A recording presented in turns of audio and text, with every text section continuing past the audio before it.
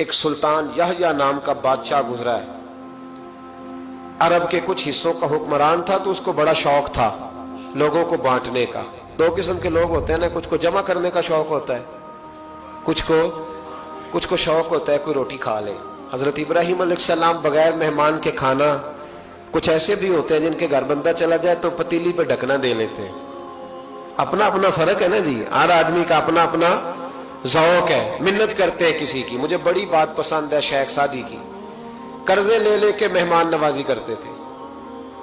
ایک دن سارے مقروض کٹھے ہو گئے, کہنے لگے بابے پیسے دے. بابا جی کہتے ہیں وہ پیسے مانگ رہے ہیں, مجھے ٹینشن ہے کہ انہوں نے کھوایا کچھ نہیں, مجھے پریشانی لگی. ایک بچہ کوئی چیز بیچ رہا تھا, وہ کھیل مرونڈا نہیں بیچتے بچے, وہ بیچ رہا تھا تو آ گیا, کہنے لگا لینی ہے. تو بابا جی کہنے لگے میرے مہمانوں کو کھلا دے ساری. بچہ بھی راضی ہو گیا کہ سارا اکٹھا ہی گاہک مل گیا. تو سارا جب کھلا دیا کہنے لگا پیسے. تو شیخ سعدی فرمانے لگے تو بھی بیٹھ جا, یہ سارے پیسے لینے آئے ہوئے ہیں, بیٹھ جا, ان کے پیسے انہیں ملیں گے تو تجھے بھی. تو بچہ رو پڑا, رویا, کہنے لگا میں تو یتیم ہوں, 4 بہنیں چھوڑ کے آیا, اماں کی دوائی بھی لے کے جانی, مجھے تو پیسے چاہیے. بچہ رویا تو شیخ سعدی کا ایک مرید آیا, اس نے لا کے نظر پیش کی, کہ حضور یہ نذرانہ ہے. 400 دینار لایا. تو حضرت سعدی نے سب کو دیے, بچے کو بھی دیے. سب لوگ چلے گئے تو ان قرض لینے والوں میں سے ایک بندہ سمجھدار تھا, حضرت سعدی کے پاس آ کے کہنے لگا بابا سمجھ نہیں آئی, ہم برسوں سے لینے آ رہے تھے, مل نہیں رہے تھے, کتنے مہینوں سے مانگ رہے ہیں نہیں مل رہے تھے, آج فٹافٹ مل گئے. تو شیخ سعدی بزرگ تھے نا, تو بزرگوں والی بات کر گئے, کہنے لگے تم میں رونے والا کوئی نہیں تھا نا, پوری مجلس میں ایک بھی رونے والا ہو تو سب کا کام بن جاتا ہے. رونے والا عاشق دا کم رونا توڑنا, اے بنا رویو نہیں منظوری, بنا رویو نہیں منظوری, تے بنا رویو نہیں منظوری. عاشق سدا ہی روندا رہندا, پاویں وصل ہوئے تے پاواں دوری. کا رونے والا ایک آ گیا ہے تو سب کا کام بن گیا ہے. تو کچھ لوگوں کو شوق ہوتا, بادشاہ کو سلطان یحییٰ عرب کے کچھ حصوں کا بادشاہ تھا, شوق بڑا تھا لوگوں کو کھلانے پلانے کا, بڑا شوقین تھا, بڑا بانٹتا تھا. اور کئی دفعہ معاذ اللہ اس پر فخر بھی کرتا تھا جو نہیں کرتا, تکبر سے بھی کہتا تھا بڑی جائیدادیں آؤ جس نے لینا ہے, تکبر بھی کرتا تھا معاذ اللہ جو نہیں کرنا چاہیے تھا. ایک دن جامع مسجد کے باہر کھڑے ہو کے نا بانٹنے لگا. کوئی فقیر آیا تو ایک مٹھی بھر کے اشرفیاں دے دی, کسی کو سونا دے دیا, کسی کو چاندی دے دی. ایک درویش بابا جی کونے میں بیٹھے ہوئے, اسی کسی دے کچھ بھی نہیں لگ دے, کوئی ضرورت نہیں, کونے میں بیٹھے. آپ یقین کریں, آپ تھوڑا سا رخ ادھر کریں, دنیا پیچھے پیچھے ہو جاتی ہے. اگر آپ پیچھے بھاگیں گے تو آگے دوڑ کے بھاگیں گے. یہ مزاج ہے قوم کا, کسی کا حال پوچھ لیں وہ بگڑ جاتا ہے, کہتا ہے مجھ سے کوئی کام ہوگا تبھی تو پوچھا ہے. اور آپ چپ کر جائیں, خاموش ہو جائیں, یہ بھی بڑی مصیبت ہے. کہ پیار کر لیں تو اس کا بھی نقصان دیکھنے میں آتا ہے. کہتے ہیں پتہ نہیں میرے اندر کیا لالچ ہے, کیا خوبی ہے جس وجہ سے مجھ سے اتنی محبت ہو رہی ہے. وہ بابا جی کونے میں توجہ ہی نہیں کی. جب توجہ نہ کی تو سلطان کی توجہ خود بخود ہو گئی.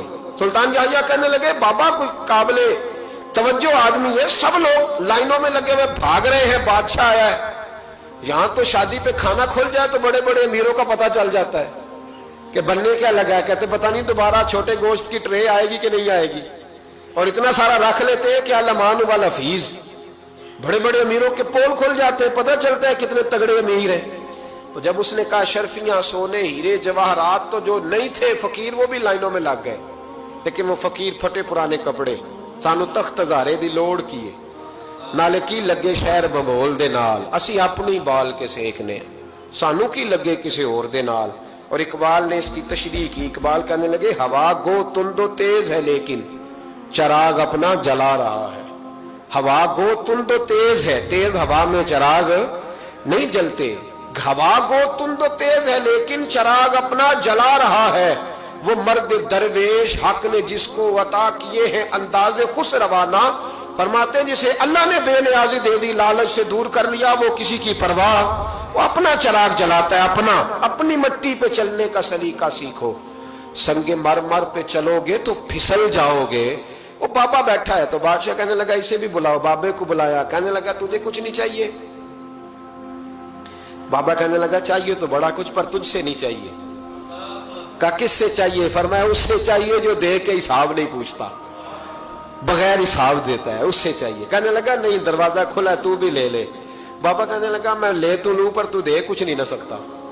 बादशाह को गुस्सा आया, अकड़ थी, तकब्बुर था। कहने लगा तू क्यों नहीं मैं दे सकता, तू सवाल कर। तो बाबे ने साथ वाले फकीर से लकड़ी का काला प्याला पकड़ा, होते ना फकीरों के पास मांग, लकड़ी का काला प्याला, तो कहा लो दे दो कुछ। उसने फौरी तौर पर सोने की अशरफियां मुट्ठी भरी और लकड़ी के प्याले में डाली। अब जब प्याले में डाली तो कड़ कड़ की आवाज तो आई, पर पता नहीं वो किधर गई सारी अशरफियां। दूसरी मुट्ठी डाली तो फिर कड़ कड़ की आवाज आई, पर अशरफियां किधर गई कोई पता नहीं चला। तीसरी, चौथी, पांचवी, बाबे का प्याला खाली का खाली।